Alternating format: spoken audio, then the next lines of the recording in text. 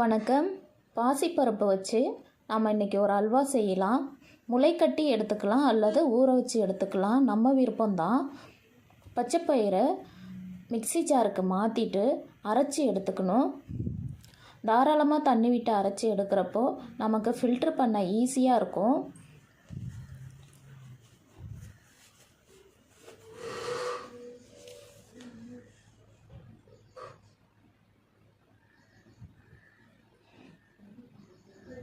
நான் 2 முறை தண்ணி விட்டு நைஸாக அரைச்சி எடுத்துகிட்டு வந்துட்டேன். ஒரு காட்டன் துணி விரித்து போட்டு அதில் நம்ம ஃபில்ட்ரு பண்ணிக்கலாம். நம்ம ஃபில்ட்ரு பண்ணிவிட்டு அடியில் உள்ள தண்ணி தான் நமக்கு தேவைப்படும். மேலே இருக்கிற பாசிப்பயிறு அந்த மாவை வீணாக்கிட வேணாம். தோசை மாவு கூட கலந்து நம்ம தோசை செஞ்சு சாப்பிடலாம். ரெகுலர் தோசை மாவு கூடவே இதை சேர்த்துக்கலாம். தோசை நல்லா நைஸாக வரும்.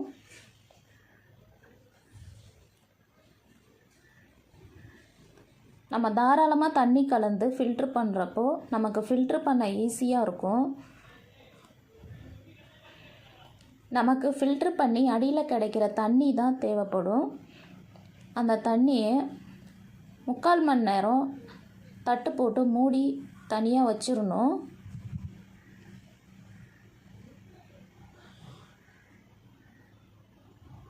முக்கால் மணி நேரம் கழித்து பார்க்குறப்போ அடியில் மாவு மாதிரியான லேயர் படிஞ்சிருக்கும். மேலாமல் தண்ணியை இருத்துட்டு அடியில் பார்த்தோன்னா மாவு இருக்கும். அந்த மாவு தான் நமக்கு அல்வா செய்ய பயன்படும்.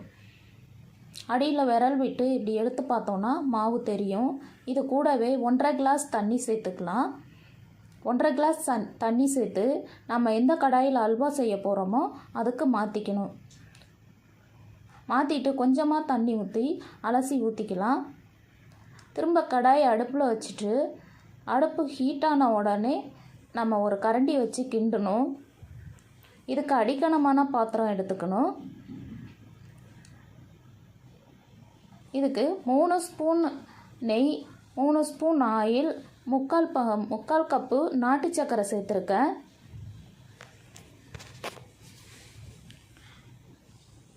அடுப்பில் வச்சதுலேருந்தே கிண்டிக்கிட்டே இருக்கணும். இதில் முக்கியமான ஸ்டெப்பு நம்ம கைவிடாமல் கிண்டிக்கிட்டே இருக்கிறது தான்.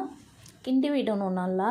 இந்த மாதிரி பபிள்ஸ் வந்த பிறகு 3/4 கப்பு நாட்டு சர்க்கரையை சேர்த்துக்கணும். இது சுத்தமான நாட்டு சர்க்கரை.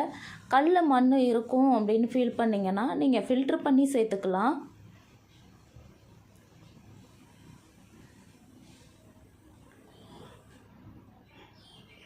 அடிப்பிடிக்காமல் கிண்டி விட்டுக்கிட்டே இருக்கணும்.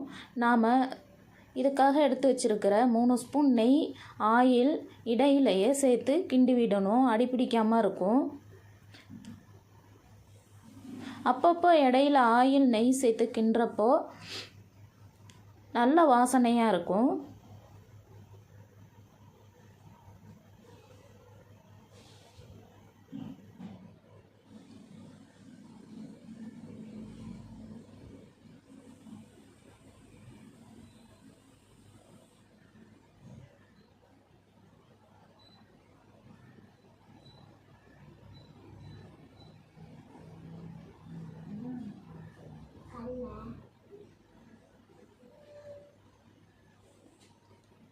நம்ம கிண்டி முடிக்கிறப்போ ஃபைனலாக பெரிய பெரிய பபுள்ஸ் வரும். அதுதான் சரியான பதம். 3 ஏலக்காய் எடுத்து ஃப்ரெஷ்ஷாக தட்டி அது கூட சேர்த்துக்கோங்க. இதுக்கு ஃப்ளேவர் எதுவும் சேர்க்க தேவையில்லை. ஏலக்காவே நல்ல வாசனையாக இருக்கும். இந்த டைமில் நட்ஸு ஏதேனும் தேவைப்படும். நட்ஸு ஏதேனும் சேர்த்துக்க விருப்பம்னா சேர்த்துக்கலாம்.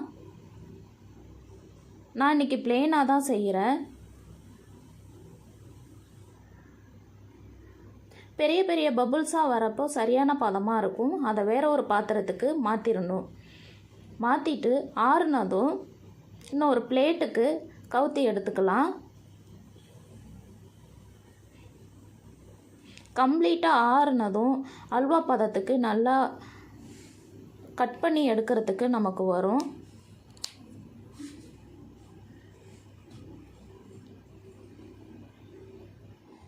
பாருங்கள், இப்போ வேறு தட்டுக்கு மாற்றியாச்சு. சூப்பரான ஹெல்த்தியான அல்வா நமக்கு ரெடி ஆகிடுச்சு. பச்சை பயிறு ஒரே மாதிரியே பசங்களுக்கு செஞ்சு கொடுக்காம இந்த மாதிரி கொஞ்சம் ஸ்வீட்டாக